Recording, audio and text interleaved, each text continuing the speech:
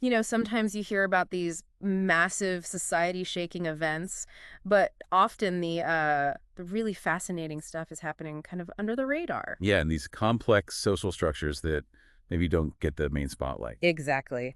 And that's what we're digging into today, the history of a Chicago street gang called the Popes. Right. We've got some interesting source material here looking at, their origins, territory, who they teamed up with, who they fought against. And our goal here isn't about glorifying anything, let's be clear. It's about understanding the really surprising path this group took. Forget the It's stereotypes. a unique story for sure, a specific social group with a very particular history. Okay, so let's jump in. The sources point way back to the 1950s. That's right, Chicago's North Side. And interestingly, they seem to have started from a Greek greaser group around Lawrence and Rockwell. A Greek greaser group. That's probably not what most people picture when they think Chicago gang origins. No, definitely not. It immediately kind of challenges your assumptions. And their reason for forming sounds like it was pretty straightforward, almost practical. Yeah, basically protection. They were smaller, and the Latin Kings were a much bigger presence in that area. So survival, essentially. Pretty much. And they didn't go it alone initially. They looked for backup, specifically from the almighty Simon City Royals. An alliance for protection makes sense in that kind of environment. Exactly. You Yeah. need allies to navigate that landscape. Yeah, the name, Popes. This part is difficult. The original meaning our sources give is, well, it's bad. Yeah, it's deeply offensive.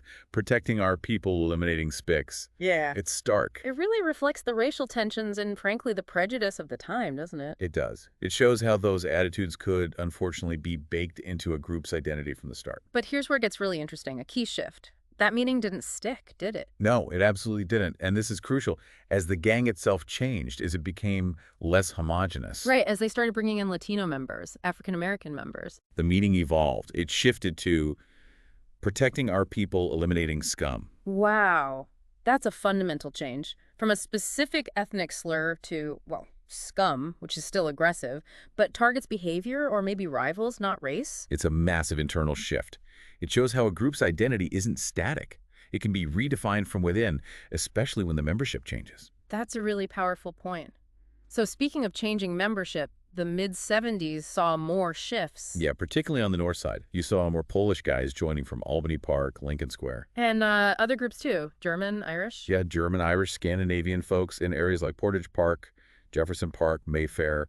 It broadened out quite a bit. And how big did they get around then? Mid-60s, early 70s? Estimates put them around maybe 300 to 500 members at their peak during that period. A decent size. Definitely a noticeable presence. And here's another layer that kind of disrupts expectations. Some news reports from the 80s suggested some members were actually the kids of Chicago firefighters and police officers. Seriously, wow. That completely challenges the idea that it's only one specific type of kid or background involved. Exactly. It shows the connections can be much more complex, weaving through different parts of the community. You can't just draw simple lines. Okay, so they're growing, diversifying, but that unity, or relative unity, didn't hold. Things started to crack. No, the mid-70s seems to be the breaking point. A South Side faction started to emerge. A separate group, why? Well, reports suggest it formed around a leader figure, a guy named Larry Larkin Morris. Larkin Morris. And didn't something happen to him, something violent? Yeah, tragically, he was killed in 1975, Hmm. apparently by members of the almighty Gaylords. Oof. And could that have been, like, the spark? The thing that really pushed the split? It's hard to know for sure how direct the link was, without being there, but his death could easily have created a power vacuum, or maybe fueled resentment. Hmm. It likely contributed. And so after that, the two sides really went their separate ways. Pretty much. The North Side group doubled down on their alliance with the Simon City Royals. They even formalized it, called it DAB. DAB, what's that? We don't have the specific meaning here, but it signifies that closer bond. And then you have these larger alliances, these nations. The Royals joined the Folk Nation. Okay, so the Folk Nation is like an umbrella group. Right. Shared symbols, rules, rivalries. Joining gives you a bigger network. Yeah. So when the Royals went folk, it was almost natural for the North Side Popes, their close allies, to follow them in. Makes sense. Safety in numbers, shared identity. But the South Side? Completely different story. They basically rebelled against the Folk Nation. Rebelled. Why? They were originally part of the same gang. Deep-seated hatred, apparently. Our sources say they couldn't stand other gangs within the folk nation, specifically the Satan Disciples and the 2-6 gang. Wow, so internal conflict within the larger alliance drove them out. Drove them to make a really dramatic move, yeah. Which was? They didn't just leave folk. They jumped ship entirely and joined the rival major alliance, the People Nation.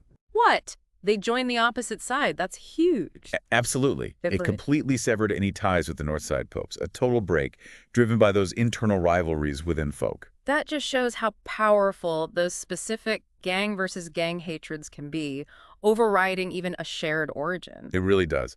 Loyalty and animosity become incredibly entrenched. It shapes everything. So fast forward a bit.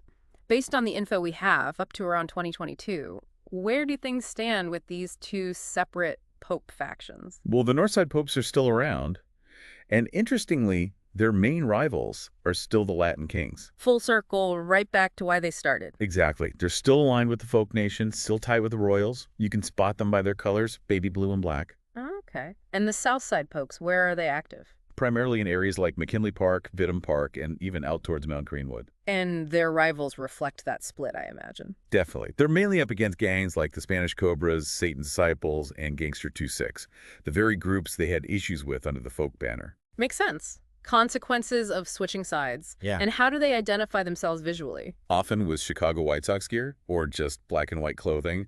Sometimes Pittsburgh Pirates hats, too, distinct from the North Side's colors. It's amazing how clothing, logos, colors become such strong identifiers of legions. It's crucial signaling in that world, and the wider web of alliances and rivalries gets really complicated. Let's map that out a bit. North Side allies. Okay, North Side. Still Folk Nation, obviously. TFB Boys, Imperial Gangsters, and the Simon City Royals are key allies. And rivals, besides the Latin Kings. A long list. People Nation groups, naturally, like Insane Deuces, Familia Stones, also the Almighty Gaylords, Black Pea Stones, even the Assyrian Kings. Okay, quite a few enemies. Now the South Side. Who are their allies in the People Nation? Their allies include the 12th Street Players, Insane City Knights, Latin Kings, interestingly enough. Wait, Latin Kings, weren't they the original rivals for the North Side? They were. But now the Southside Popes, being People Nation, find themselves allied with the Latin Kings against Folk Nation rivals. Politics make strange bedfellows, right? Seriously, who else? Black Pea Stones, Party Players, and also, somewhat surprisingly, the Almighty Gaylords. The Gaylords, the group linked to Larkin's death? Seems so. Again, it shows how alliances shift based on the current main conflict. People versus folk seems to override some of that older history now. It's complex. Unbelievably complex. Okay, South Side rivals. They clash with folk groups like the Six, Latin Counts, TP Boys, Insane Spanish Cobras, Satan Disciples, Ambrose, Insane 22, Latin Angels. Many of the groups the Northside Popes are allied with or neutral towards. So basically, they ended up on opposite sides of almost every major conflict line. Pretty much. That split in the 70s set them on completely divergent paths. So looking back at this whole story, it's really one of transformation, isn't it? Absolutely. From this small, specific ethnic group on the north side. So two totally separate gangs, different territories, different alliances, different enemies. And that change in the name's meaning, the shifting demographics, that dramatic split, Yeah. it's quite a trajectory. It really underscores how these groups aren't static. They change, they evolve, they fracture. Internal fights, Yeah. pressure from rivals, key leaders coming and going, it all shapes their path in ways you might not predict. You know, diving into this history of the popes, Yeah. it leaves you with a lot to think about. This massive split, changing alliances, even the meaning of their own name shifting. Yeah. Well, what does it really tell us about identity? About loyalty within any group, not just a gang?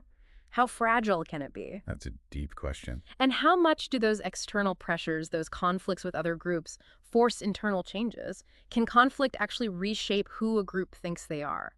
It makes you wonder how any group that seems solid can actually undergo such huge shifts. It really does. It challenges the idea of fixed identities and shows how dynamic these social forces truly are, both inside and outside the group. Well, thanks for exploring this with us. It's a complex piece of Chicago history, and hopefully this deep dive has offered a bit more understanding than you typically get.